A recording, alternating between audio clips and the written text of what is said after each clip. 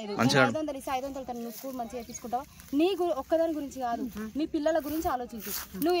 నేను కాదు నాలంటే ఇంకెంతమంది ఓటు అడగడానికి వచ్చినా నువ్వు ఒకటే అడుగు. మా ఊరు స్కూల్ బాగాలేదు, రోడ్డు బాగాలేదు, పింఛన్ వస్తుంది, గది అడుగుతాను. 500 నువ్వు అది అడుగు, అదే అడగాలి. వాటి గురించి మాట్లాడుతుంది కలెక్టర్ ఆఫీస్ పోయి మాట్లాడాలంటే మాట్లాడుతుంది. మనం ఒక్కరు కాదు, మన ఊరంతా బాగుపడేది. అట్లా చెప్పు. మీ అందరికి తెలవడం కోసం వచ్చిందమ్మా.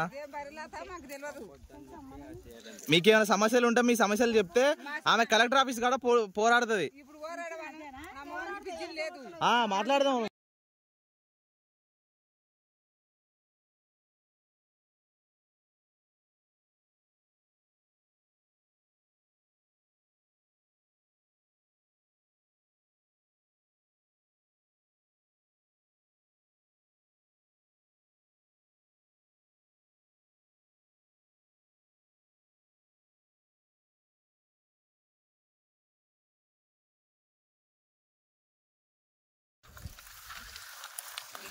పెళ్ళే కానీ జర మంచిగా చూస్తే రేపు బాగానే ఉంటుందమ్మా. చూస్తామ్మా అందరికి ఎవరెవరో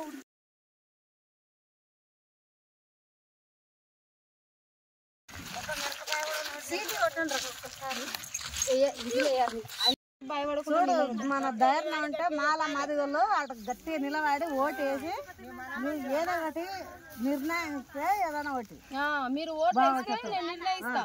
మీరు గట్టిగా ఓట్లు వేయుర్రి. అవును మన పిల్ల అని మీరు అనుకుని ఓట్లు వేసి